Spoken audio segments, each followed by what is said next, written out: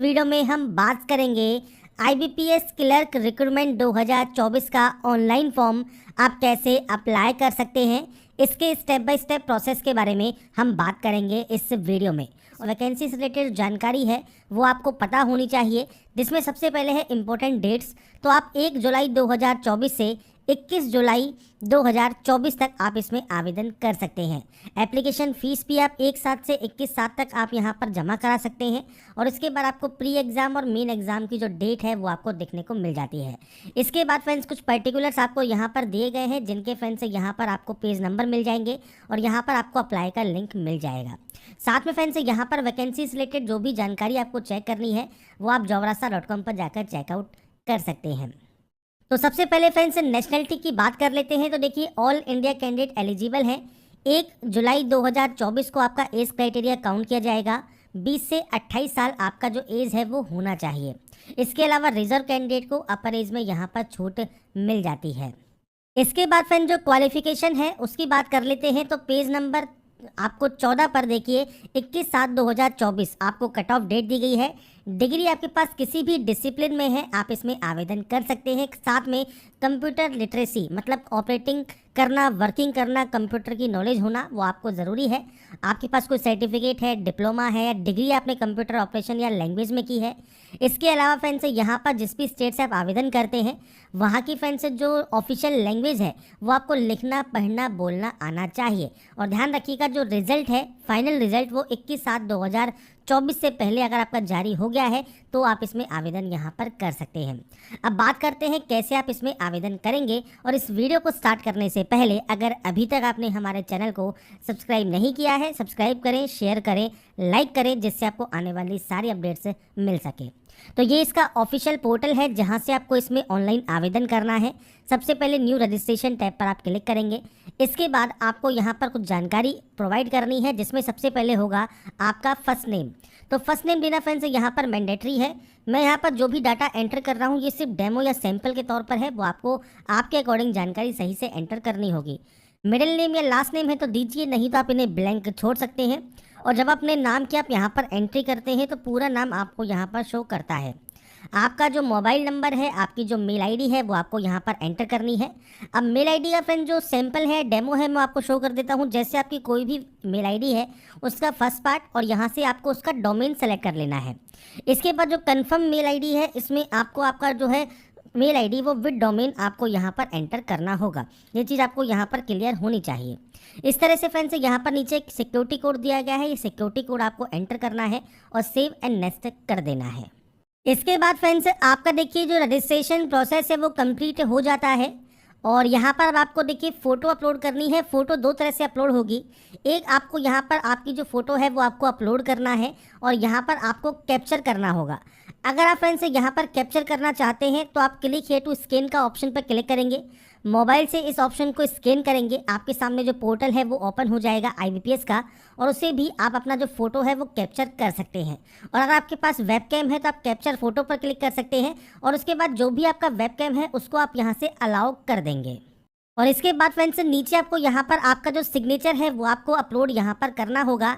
इसके लिए देखिए आपको यहाँ पर एक टैब मिलता है guideline for scanning the photograph and signature, आप इस पर क्लिक करेंगे। इसके बाद देखिए कुछ इस तरह का इंटरफेस आपके सामने ओपन होगा, जहाँ पर देखिए जो इमेज आप अपलोड करेंगे उसका साइज़ 20 से 50 KB के बीच में होना चाहिए।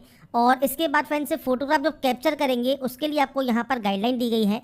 इसके अलावा फ्रेंड्स क्या फ़ोटो आपकी कैप्चर होनी चाहिए, कैसी फ़ोटो आपको कैप्चर नहीं करनी है, उसकी जानकारी आपको दी गई है। तो फ्रेंड्स जो फ़ोटो आप कैप्चर करेंगे वो लाइट कलर होनी चाहिए, वाइट बैकग्राउंड आपका जो है प्रेफर किया जाएगा। आपको स्ट्रेट देखना है वेबकैम में और फोटोग्राफ जो है वो पासपोर्ट साइज आपकी होनी चाहिए। सिग्नेचर जो है वो 10 से 20 KB के बीच में आपसे रिक्वायर्ड है। और इसके बाद आपके जो नेक्स्ट ऑप्शन है लेफ्ट थंब इम्प्रेशन और हैंड प्रिंट डिक्लेरेशन, उसकी हम बात करेंगे जब इसका ऑप्शन आएगा। तो यहाँ पर आपको फोटोग्राफ एंड सिग्नेचर आपके अपलोड करने हैं। अगर आपका वेबकैम नहीं भी है आपके पास तो कोई दिक्कत नहीं है, आप इस ऑप्शन को स्कैन करेंगे तो आपके सामने एक डायलॉग बॉक्स ओपन हो जाएगा, मतलब मोबाइल में एक विंडो ओपन हो जाएगी, जिसमें फ्रेंड्स आपको जो ऑप्शन है आपके फोटोग्राफ अपलोड का वो आपको देखने को मिल जाएगा। इसके बाद फ्रेंड्स नेक्स्ट ऑप्शन यहाँ पर आता है अब आपकी कैटेगरी का। तो देखिए आपको सबसे पहले जनरल है, ईडब्ल्यूएस है, ओबीसी है, एससी एसटी है। आप अपने अकॉर्डिंग आपकी जो भी कास्ट कैटेगरी है वो आप सेलेक्ट कर लेंगे। पीएच कैंडिडेट है तो यस कर सकते हैं, नहीं तो आप यहाँ पर नो करेंगे। इसके बाद फ्रेंड्स यहाँ पर जो भी ऑप्शंस हैं आपके अगर एप्लीकेबल है, पीएच कैंडिडेट अगर आप हैं तो आप इनमें सेलेक्ट करेंगे, नहीं तो आपको इस पर सिंपली नो करना होगा। इसके बाद 1984 राइट्स के अफेक्टेड है या नहीं है वो जानकारी आपको देनी है। रिलीजन किससे बिलोंग करते हैं, अब माइनॉरिटी कम्युनिटी जो होती है जैन, सिख, बौद्ध, पारसी, मुसलमान इस कैटेगरी से हैं तो यस कीजिए, नहीं तो आप नो करेंगे। एक्स सर्विसमैन है या नहीं है वो जानकारी आपको यहाँ पर प्रोवाइड करनी होगी। इसके बाद फ्रेंड्स यहाँ पर पूछता है अगर आपने पहले क्लर्कल कैडर के लिए अगर आप अपेयर हुए हैं तो आप यहाँ पर यस कर सकते हैं, और कितनी बार अपेयर हुए हैं। मान लीजिए आप 2 बार क्लर्कल कैडर के लिए जो है एप्लीकेबल हुए हैं, आपने अप्लाई किया है, अपेयरिंग हुए हैं तो आप 2 बार इसको सेलेक्ट कर सकते हैं। 3 बार है तो 3 बार कर सकते हैं, 1 बार है तो आप 1 बार सेलेक्ट कर सकते हैं। और यहाँ पर आपसे कहा गया है देखिए कंट्रोल की आपको यहाँ पर दबानी होगी, तो आप जितने भी आपने यहाँ पर सीआरपी दिए हैं आपको कंट्रोल की दबानी है। नहीं पता है या फ्रेंड्स याद नहीं है या फ्रेंड्स आपको यहाँ पर नो का ऑप्शन जो मिलता है आप इस पर क्लिक कर सकते हैं, और आपने नहीं दिया है तो भी आप सिंपली नो ही यहाँ पर करेंगे। इसके बाद है नेशनलिटी सेलेक्ट कीजिए। वैकेंसी या स्टेट जहाँ से आप अप्लाई कर रहे हैं वो आपको यहाँ पर देना है। इसके बाद फ्रेंड्स यहाँ पर देखिए आपको प्री एग्ज़ाम सेंटर यहाँ पर देखिए देखने को मिलते हैं जो कि आपको चूज़ करना होगा। मेन एग्ज़ाम सेंटर आपको चूज़ करना होगा। इसके बाद फ्रेंड्स यहाँ पर आपको इस ऑप्शन पर टिक करना है। आईडी प्रूफ में फ्रेंड्स आपको यहाँ पर मल्टीपल ऑप्शंस मिल जाते हैं, आप कोई भी ऑप्शन को यूज़ कीजिए। आईडी प्रूफ का नंबर दीजिए। इसके बाद आप यहाँ पर मीडियम सेलेक्ट करेंगे। नेक्स्ट ऑप्शन है डेट ऑफ बर्थ का, तो डेट ऑफ बर्थ आपको यहाँ पर जो भी आपकी डेट ऑफ बर्थ है वो आप दे सकते हैं। इसके बाद जेंडर आपको देना है। आपके पास आधार कार्ड नंबर जो पैन कार्ड नंबर है वो आप यहाँ प्रोवाइड कर सकते हैं। जुड़वा भाई बहन है तो आप यहाँ पर यस या नो करेंगे। यस करते हैं तो उनकी जानकारी प्रोवाइड कीजिए। मैरिटल स्टेटस आपको देना है और उसके बाद आपको आपकी बेसिक जानकारी यहाँ पर देनी होगी, जिसमें सबसे पहले है आपका यहाँ पर फादर नेम और उसके बाद है आपका mother name. Next option spouse name का होता है, मतलब पति या पत्नी का नाम अगर एप्लीकेबल है तो आप दे सकते हैं।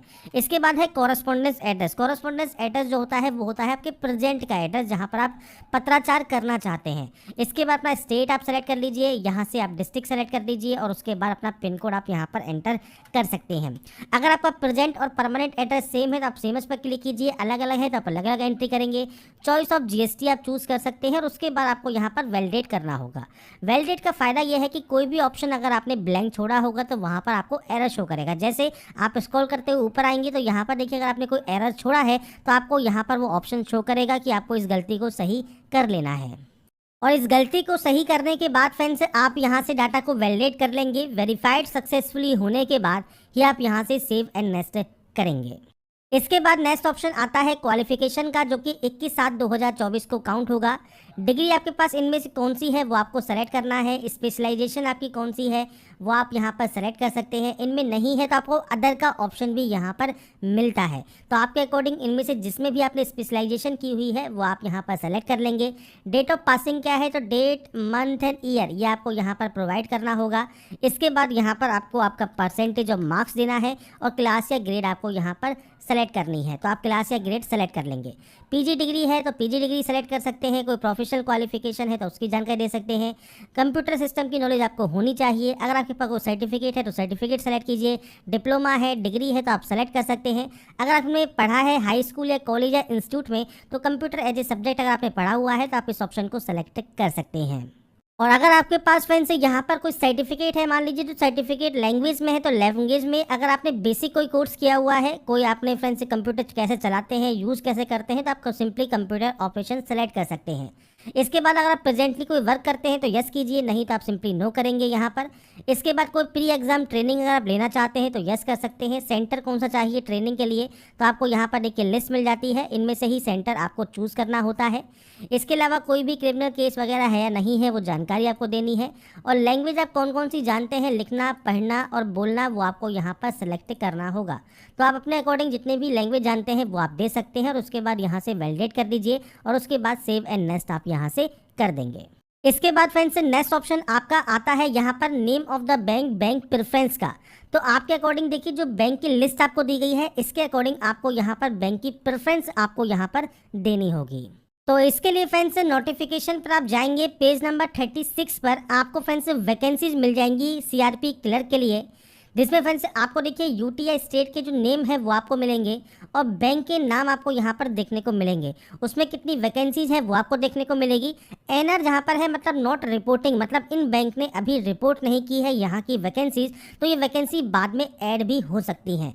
तो आप यहाँ पर जिस भी स्टेट से आवेदन कर रहे हैं वहाँ की जो वैकेंसीज है वो आप चेक ज़रूर कर लें, कितनी वैकेंसीज है उस स्टेट में और कितनी बैंक ने वहाँ पर अभी तक नोट रिपोर्ट किया है, मतलब रिपोर्ट नहीं किया है। तो अपने अकॉर्डिंग जो भी आप प्रेफरेंस देना चाहें वो आप यहाँ पर दे सकते हैं। बस आपको सबसे पहले करना क्या है, जो भी यूटी और स्टेट आपको यहाँ पर दिए गए हैं उसके अकॉर्डिंग आपको यहाँ पर देखिए आपके जो भी स्टेट से आप आवेदन कर रहे हैं, जो भी सेंटर आपने चूज़ किया है उसके अकॉर्डिंग वैकेंसीज की डिटेल को आप चेक कर लें। और फ्रेंड्स ज़रूरी नहीं है कि एनआर जहाँ पर दिया गया है उस एनआर को आप सेलेक्ट ना करें, तो आप एनआर को भी प्रेफरेंस दे सकते हैं क्योंकि बाद में भी यहाँ पर वैकेंसी जो है वो ऐड की जा सकती हैं। इसलिए फ्रेंड्स यहाँ पर आप आइए और इसमें फ्रेंड्स जो भी बैंक है वो आप यहाँ पर सेलेक्ट कर लेंगे। मैं सिर्फ सैंपल के तौर पर आपको शो कर रहा हूँ, तो आप अपने अकॉर्डिंग जो भी बैंक आपको यहाँ पर दिए गए हैं इसमें फ्रेंड्स आपको देखिए जैसे आप सेलेक्ट करेंगे वो बैंक यहाँ पर आ जाएगा। तो इस तरह से आपको यहाँ पर प्रेफरेंस देनी है, जिसको भी आप सबसे पहले प्रेफरेंस देना चाहें वो आप यहाँ पर दे सकते हैं।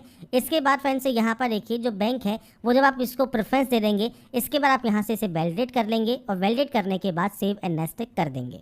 इसके बाद फ्रेंड्स नेक्स्ट ऑप्शन है आपके प्रीव्यू का। प्रीव्यू को ध्यान से चेक कीजिए, कोई भी गलती है तो बैक जाकर उस गलती को सही कर सकते हैं। आपको लगता है कोई भी गलती नहीं है तो आप आई एग्री कीजिए।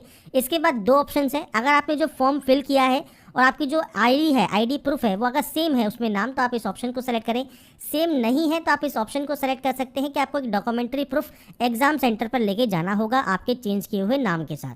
तो ये फ्रेंड्स आपको क्लियर होना चाहिए। तो अगर आपका नाम सेम है तो आप इस आई कन्फर्म पर क्लिक करेंगे, कंप्लीट रजिस्ट्रेशन करके ओके आप यहाँ से कर सकते हैं। इसके बाद लेफ्ट थंब इंप्रेशन आपको यहाँ पर अपलोड करना है, तो मैं सिर्फ यहाँ पर आपको गाइडलाइन बता रहा हूँ, तो आपको यहाँ पर लेफ्ट थंब इंप्रेशन अपलोड कर देंगे। इसके लिए देखिए साइज़ है 20 से 50 KB। इसके बाद है हैंड रन डिक्लेरेशन जिसका साइज़ है 50 से 100 KB, जहाँ पर अपना आई के बाद नाम लिखेंगे और हेयर बाय डिक्लेयर से रिक्वायर्ड तक आपको ये आपकी सेल्फ हैंडराइटिंग में लिखना है और उसके बाद फ्रेंड्स यहाँ पर आपको अपलोड कर देना है। तो मैंने यहाँ पर एक सैंपल आपके सामने शो किया है, आप इस तरह से अपनी सेल्फ हैंडराइटिंग में लिखेंगे और उसके बाद इसे अपलोड कर देंगे। अपलोड करने के बाद फ्रेंड्स आपको यहाँ पर देखिए मिलता है ये कैप्चा कोड। तो जो भी कैप्चा कोड आपको यहाँ पर मिलता है ये आप एंटर करेंगे, सेव एंड नेक्स्ट करेंगे, ओके करेंगे, आपके सामने आएगा पेमेंट गेटवे। और पेमेंट गेटवे में फ्रेंड्स आपको इस कैप्चा कोड को फिल करना है, सबमिट करना है, ओके करना है और उसके बाद आपको यहाँ पर जो पेमेंट फॉर्म है या बिल डेस्क है ये आपके सामने ओपन हो जाएगा। आपको थोड़ा सा वेट यहाँ पर करना होगा। जैसे ही बिल डेस्क ओपन होगा आप यहाँ पर पेमेंट कर पाएंगे। तो क्रेडिट कार्ड के माध्यम से, डेबिट कार्ड के माध्यम से, नेट बैंकिंग के माध्यम से, QR कोड के माध्यम से, UPI के माध्यम से या वॉलेट या कैश कार्ड के माध्यम से आप जैसे भी पेमेंट करना चाहें पेमेंट आप कर सकते हैं। जब आप मेक पेमेंट पर क्लिक करेंगे और अपने पेमेंट को वेरीफाई कर लेंगे इसके बाद आपको रिडायरेक्ट कर दिया जाएगा इसके होम पेज पर।